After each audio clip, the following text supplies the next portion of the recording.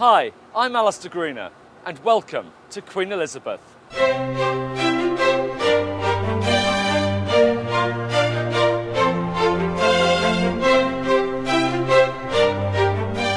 Today, we're celebrating the launch of Cunard Line's latest ocean liner, Queen Elizabeth, who is joining her sisters, flagship Queen Mary II and Queen Victoria, the most famous ocean liners in the world.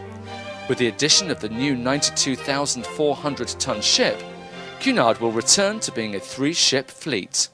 It's been a really good journey, and we've got ourselves a beautiful new ocean liner.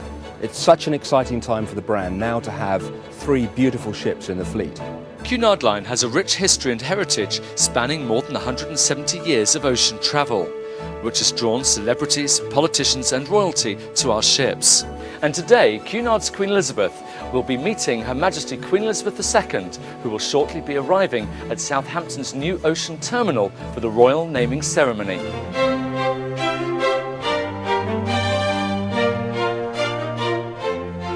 Her Majesty will tour Queen Elizabeth, making stops in the Grand Lobby, the Royal Court Theatre and the Bridge, and she will also see her royal portrait in person for the first time.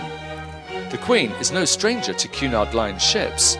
The first Queen Elizabeth was launched in Clydebank in September 1938 by the Queen Mother. The Queen was there with her mother. She was 12 years old. The second Queen Elizabeth, perhaps rightly known as QE2, and also built at Clydebank, was launched by Her Majesty the Queen in September 1967. I name this ship Queen Elizabeth II. More than 40 years after naming QE2, Her Majesty agreed to name another ocean liner bearing her name. This ship has been more than a year in the making, the keel having been laid in July 2009 at the Fincantieri shipyard near Trieste in Italy. Thousands of workers have toiled long and hard to create our new Queen. And just recently, our ship's company joined Queen Elizabeth to load in all of her supplies, equipment and everything needed to deliver the company's signature White Star service. Just days after the Grand Lobby received its finishing touches, Her Majesty was greeted by a cheering crew.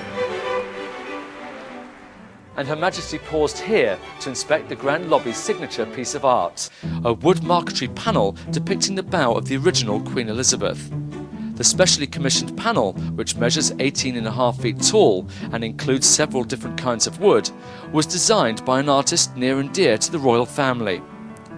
David Linley, Her Majesty's only nephew, is the son of the late Princess Margaret and famed photographer Lord Snowdon. The next stop for Her Majesty will be this specially reserved space in the Grand Lobby, which will prominently display the portrait of the Queen, commissioned by Cunard Line and created by a young British artist named Isabel Peachy. Isabel Peachy, she's the portrait painter that was selected by Cunard and myself, the youngest artists to have an official portrait sitting with the Queen. I felt a little bit sad to let the painting go. And then I also felt a little bit nervous today. You know, the painting is all your hard work. I think it looks beautiful. It's perfect in the space. And of course, it's highly appropriate that Her Majesty would be the very first person to sign the visitor's book. Her Majesty toured the Royal Court Theatre, an Art Deco masterpiece that seats 800 guests, where she officially acknowledged this, the Royal Box. On the last stop of the tour, Her Majesty blew the ship's whistle, while thousands waited in the grandstand for the ceremony itself.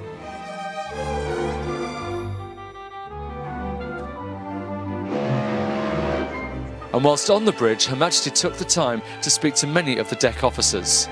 Great honour for everybody to have that amount of time, personal time with Her Majesty.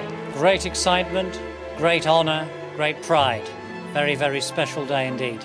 As you would imagine, the ceremony itself featured pomp and circumstance that was fit for a queen.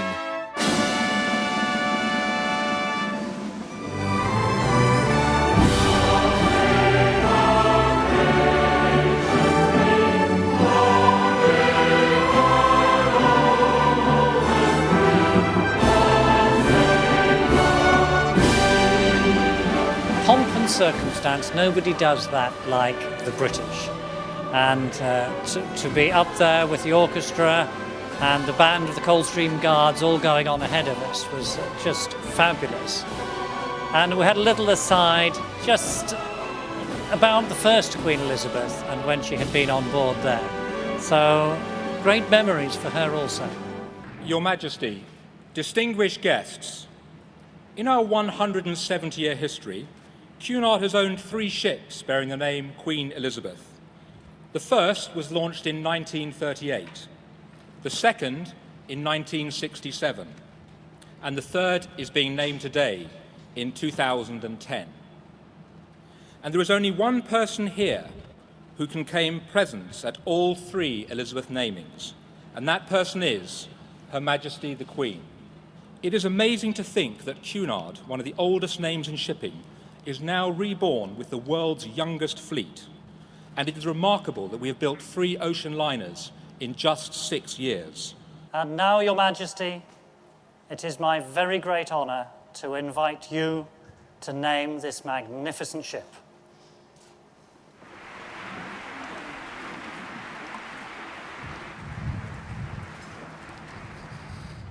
I name this ship Queen Elizabeth. May God bless her and all who sail in her.